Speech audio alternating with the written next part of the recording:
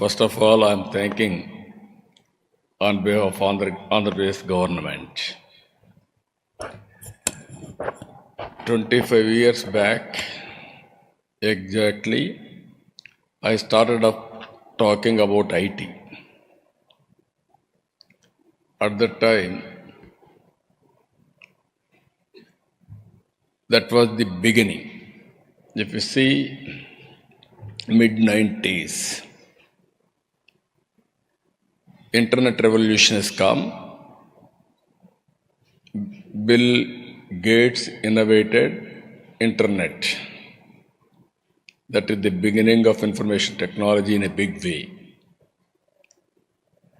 And also India had an advantage. We started economic reforms in 1991. All of us, if you go back, pre-economic reforms, post-economic reforms, there is a sea change. Pre-economic reforms, nominal growth, wealth creation also very nominal. There were no funds for day-to-day development also. Post-economic reforms, we are able to move very fast. Added to that, technology, first mover advantage for India. That is where I always say, if you can go anywhere in the world now, for every 4 IT professionals, one is Indian. Further, if you deep dive, among 4 IT professionals of Indian, one is from Andhra Pradesh, from Telugu states. Now there is a windfall gain. That windfall gain is demographic advantage. Now we promote entrepreneurs also. With all these things now, highest per capita income everywhere, all over the world, only Indians, number one. Not wealth, but per capita. The day will come, wealth also Indians will dominate by doing better services globally. This is going to happen. At that time, I used to talk about information technology, revolution, how it is going to emerge. I've seen everything up to artificial intelligence now. Cloud management, fintech, you name anything, everything is possible. Drones, virtual, horizontal integration, everything is happening. Now, it is beginning of green energy revolution. Morning also I told very clearly, I have seen no fire in my village. When I was in elementary school, slowly fire has come. We used to celebrate. In 99, 97 or 90s, there is no full power. In assemblies, we used to have budget session March, April. At that time, there is no power. So, most of our time was focused only power shortage. And also, agricultural lands are drying. Opposition parties wish to always stall the proceedings. Even sometimes in 95, first time, I adjourned assembly, I went to field to witness what is happening. That were the days. Then we brought power sector reforms, I told you morning. And by 2004, we have become power surplus. Again 2014, in democracy sometimes we have to face so many problems also. Winning, losing elections, all these things, continuity, all problems. 2014 again I started solar wind energy in a big way. Today again 5 years we had a gap. Otherwise today in this function we should have taken awards, all awards, not other states. First 5 years ease of doing business we are number one at the time. So naturally proactive policies and also very, very aggressive way of promoting. Then others also will work in the direction. Today, my request to you, we are very, very inspiring time. This is where energy, fuel management will be the future agenda. India is going to have excellent advantage. God has given India different zones, different advantages. Rajasthan, abundant land. Northeastern states, abundant idle power. Even East Coast, West Coast, green hydrogen exports, number of ports. If you can utilize all these things, if you can create a better ecosystem, then globally we will have a very good bright future. Economy and also wealth creation, employment generation, so many advantages are going to come. In this background, I wanted to present to you Clean Energy ICE Policy 2024, Andhra Pradesh. 4 main focus points I am placing before you. Our approach: harness RE potential in the state, promote clean energy solutions, contribute to the state and country's net zero targets. Number 2, optimize energy cost by increased RE adoption, cutting edge technologies. Cost optimization is very, very important. If I go lopsided, cost will be more, unsustainable, then we'll have a problem. So utilize transmission network for energy balancing and grid management. Dedicated green energy corridors. You are seeing today national highways. Everybody will have a car, their own way of transport or public transport.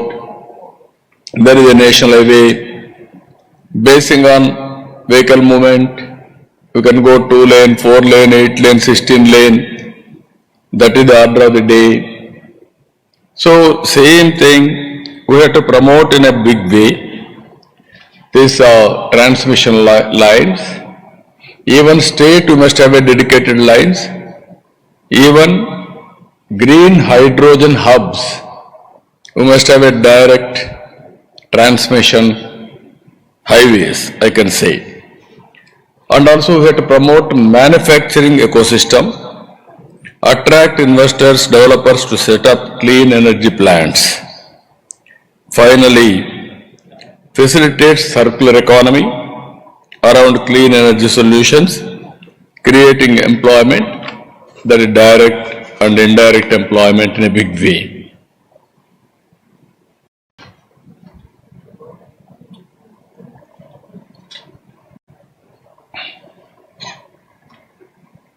Sorry.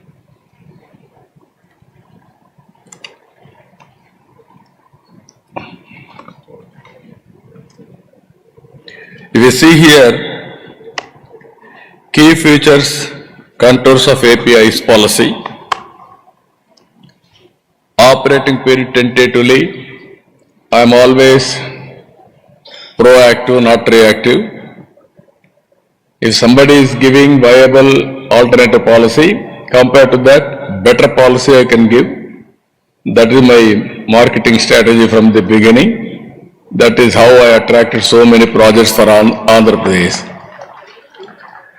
And also policy applicability, RE projects including manufacturing projects, undertake midterm reviews wherever there is a necessity, technological advancements, remove any difficulty, inconsistencies with Electricity Act 2003 and its amendments, project or SPY transfers, allotment process simplified and SPY transfers allowed, project timelines, project milestones will be defined, and deemed cancellation increases of defaults, clean energy knowledge, skill development center, NEREDCAP and SDC to establish university like that, all training in a big way by associating with all of you. It is a new industry altogether. I know the difficulty when I started IT. Now, same thing, electricity everybody is aware, but green energy, latest technologies, all these things, we have to prepare skilled human resources. Our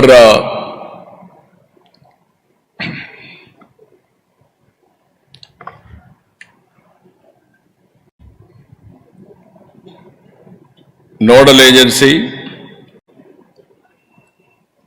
our NEDCAP, they will act as a nodal agency, land facilitation, obtain list of available lands, parcels and facilitate land, lease, everything. We are having good amount of land, but we will acquire land wherever necessary. In generally, in Andhra Pradesh, acquisition of land through win-win situation. Always, sometimes we may not give required compensation for them. Then it is very difficult. Whenever there is a land acquisition, we have to go with human angle, convincing them everything, then we can do positively. Power evacuation, open access, availing central government incentives totally, coordination activities, coordination central and state agencies, arranging necessary statutory clearances, approvals, capacity allocation, everything. This SNA will be NEDCAP. They will do all these things, they will work it out. Next one is incentives, wind and solar hybrid projects, land at reasonable lease rates, and also private land at competitive lease rates, distributed solar rooftops, net metering, gross metering, net billing, virtual, net metering, group net metering allowed. Various types of, wherever there is innovation, we are with you to take innovation. Banking allowed as per the APRC regulations. Distribution wheeling charges, nil if injection and withdrawals are the same voltage levels, INR unit of LT consumers, and block wise and for others.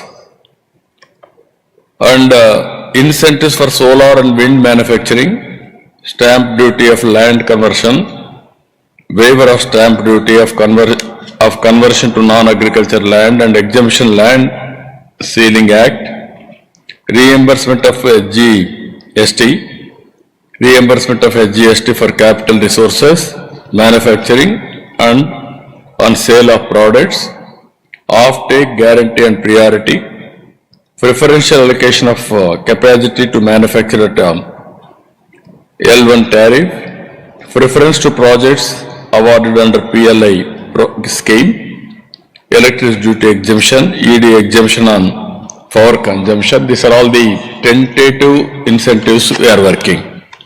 Even will take some feedback and other states, and then we'll work it out, and then I will announce a policy. Pumped storage power, land lease budgetary support, land lease at competitive rates, SNA coordinates with MOP for grants, budgetary support and enabling infrastructure. For evacuation charges, block wise 15 minutes, intrastate transmission, wheel charges, INR unit for LT consumers, electricity duty, waiver of conversion loss, all other facilities. Exemption from clearances and royalty, exempted for obtaining pollution clearances, no requirement of free forward to home state, other incentives, waiver of stamp duty for land to be acquired for off the river PSPs, supply of water for the initial filling and evaporation losses and waiver of water cess. These are all some other incentives at pumped energy, pumped storage energy. If you can go for BESS, enabling business models, cost plus model, competitive bidding, sharing of profit, storage as a service, distribution and wheeling charges nil if injection and withdrawal are at the same voltage levels, INR unit for LT consumers and block wise for others. Transmission charges and electricity duty, block wise 15 minutes, intrastate transmission charges, electricity duty ED waiver for conversion losses, SGST and cross subsidy surcharge, reimbursement of net SGST, CSS levied only on the final consumption of electricity. Here, incentives for biofuels, capital subsidy,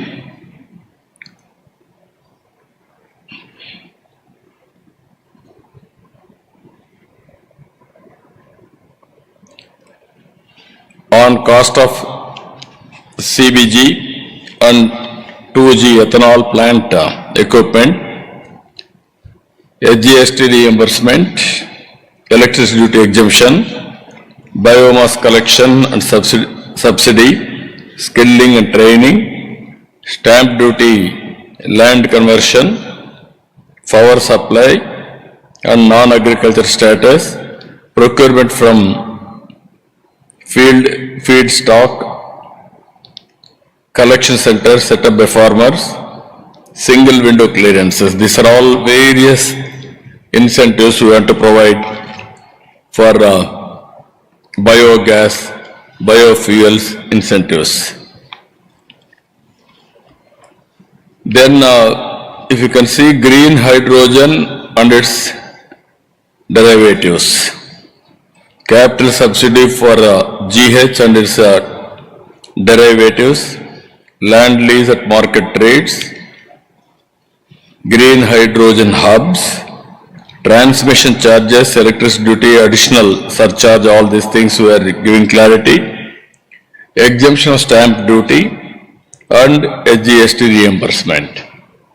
This is where green hydrogen we are working.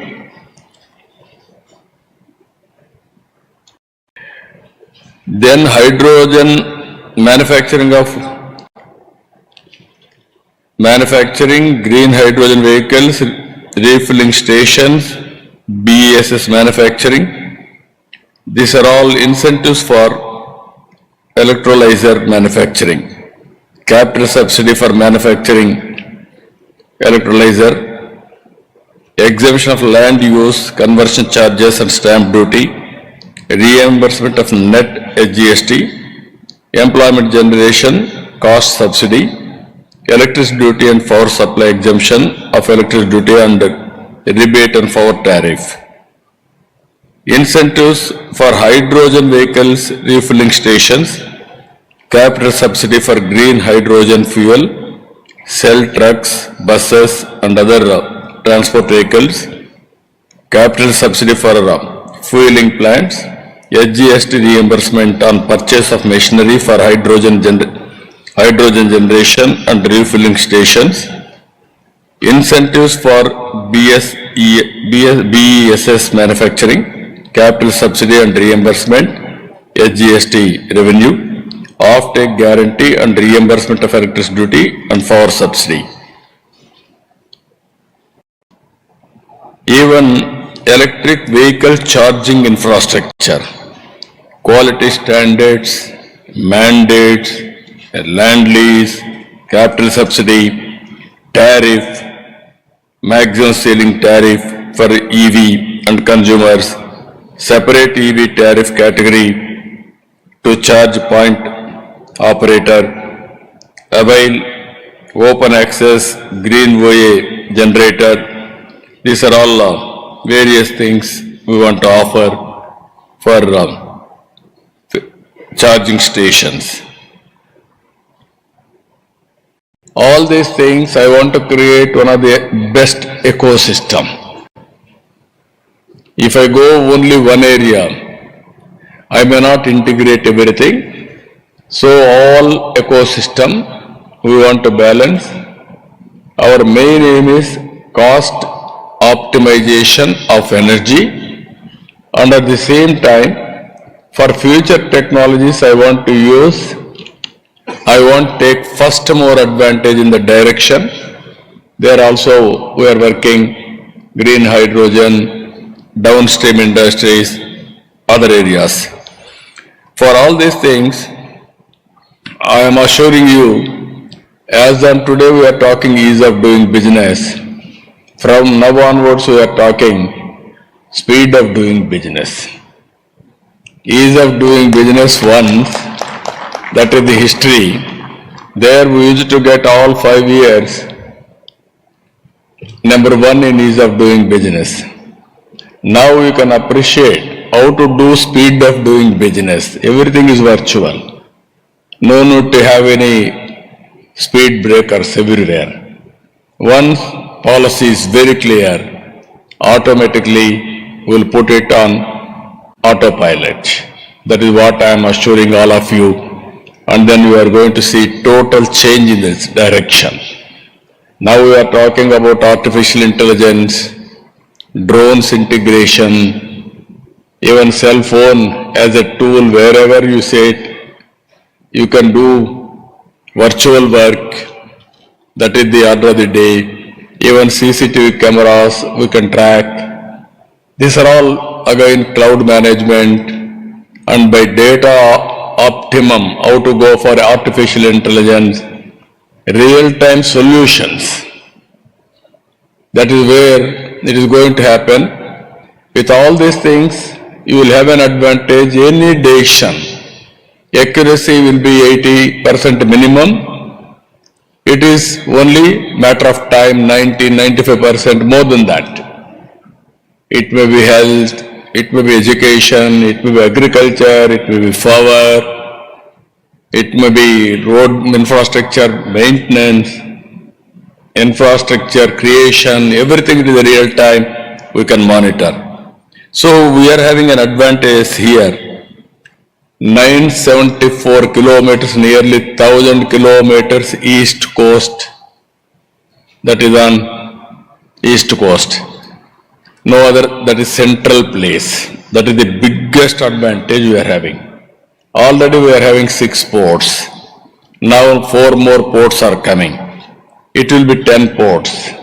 On information technology we are very strong. In knowledge economy you are seeing Telugu states are dominating now.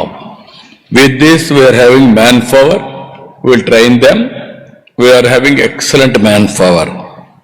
And also we are going to create industrial hubs, cluster development and port-led economy to reach there also. Excellent in road infrastructure, rail infrastructure, air infrastructure, everything will integrate there.